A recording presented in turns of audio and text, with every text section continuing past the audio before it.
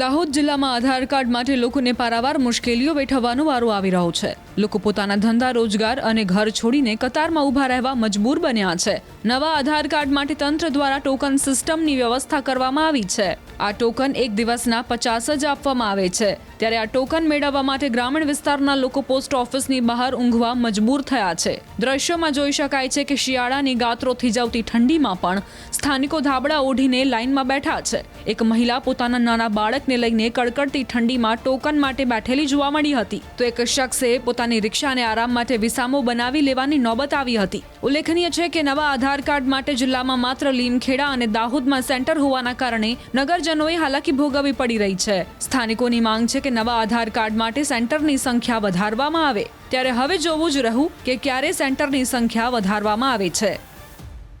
અહીંયા અમે આવ્યા 6-7 દિવસ થઈ ગયા અમારે આવી રીતના ધક્કા ખાઈ શું કહેવામાં આવે છે અહીંયા કહેવામાં આવે છે તો પછી 2-3 મશીન ચાલુ કરાવો।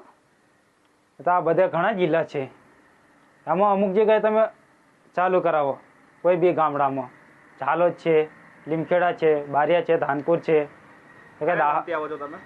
હો બૈણા કુવા કેટલું દૂર આવે છે દાહોદથી? દાહોદથી બહુ દૂર પડે છે, બારિયાથી અહીં આવવું પડે છે દાહોદ। જ્યારે નંબર આવે છે તો તમને શું કહેવામાં આવે છે? અહીંયા કહેવામાં આવે છે અહીંયા પછી નંબરમાં હમણાં લાઈનમાં પડ્યા છે આવી રીતે બધા, એટલે ટીકડા પૂરા થઈ જાય એટલે કે આજે તમારો નંબર નહીં આવે એટલે પાછું અમારે ઘરે હોઈ જવાનો। અમને આવવા જવાનું ભાડાનો ખર્ચા કોણ પૈસા પાણી આપશે?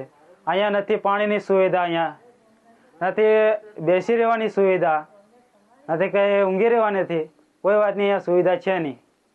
અત્યારે માણસ આખી રાતમાં અહીંયા બેસી રહ્યા ઉજાગરા કરીને, રાતના આવીને આટલા દૂરથી આવીને અહીંયા પડી રહ્યા, તો એ આધાર કાર્ડ વાળો ખાલી જેટલા અમને કૂપન આલ્યો હોય એટલા આલ દે અને બાકીના માણસે કે તમે કાલે આવજો કે પરમદી આવજો એમ કરીને અહીંયા દરરોજ મોકલી દેશે।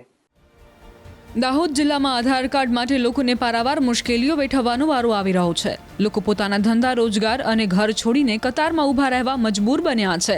નવા આધાર કાર્ડ માટે તંત્ર દ્વારા ટોકન સિસ્ટમની વ્યવસ્થા કરવામાં આવી છે। આ ટોકન એક દિવસના 50 જ આપવામાં આવે છે।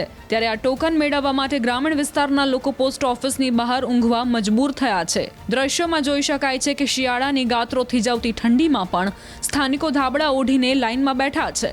એક મહિલા પોતાના નાના બાળકને લઈને કડકડતી ઠંડીમાં ટોકન માટે બેઠેલી જોવા મળી હતી, તો એક શખ્સે પોતાની રિક્ષાને આરામ માટે વિસામો બનાવી લેવાની નોબત આવી હતી। ઉલ્લેખનીય છે કે નવા આધાર કાર્ડ માટે જિલ્લામાં માત્ર લીમખેડા અને દાહોદમાં સેન્ટર હોવાના કારણે નગરજનોએ હાલાકી ભોગવવી પડી રહી છે। સ્થાનિકોની માંગ છે કે નવા આધાર કાર્ડ માટે સેન્ટરની સંખ્યા વધારવામાં આવે। ત્યારે હવે જોવું જ રહ્યું કે ક્યારે સેન્ટરની સંખ્યા વધારવામાં આવે છે। અહીંયા અમે આવ્યા 6-7 દિવસ થઈ ગયા અમારે આવી રીતના ધક્કા ખાઈ શું કહેવામાં આવે છે અહીંયા કહેવામાં આવે છે તો પછી 2-3 મશીન ચાલુ કરાવો। તો આ બધા ઘણા જિલ્લા છે, આમાં અમુક જગ્યાએ તમે ચાલુ કરાવો, કોઈ બી ગામડામાં ઝાલોદ છે, લીમખેડા છે, બારિયા છે, ધાનપુર છે। હો બૈણા કુવા કેટલું દૂર આવે છે દાહોદથી? દાહોદથી બહુ દૂર પડે છે, બારિયાથી અહીં આવવું પડે છે દાહોદ। જ્યારે નંબર આવે છે તો તમને શું કહેવામાં આવે છે? અહીંયા કહેવામાં આવે છે અહીંયા પછી નંબરમાં હમણાં લાઈનમાં પડ્યા છે આવી રીતે બધા, એટલે ટીકડા પૂરા થઈ જાય એટલે કે આજે તમારો નંબર નહીં આવે એટલે પાછું અમારે ઘરે હોઈ જવાનો।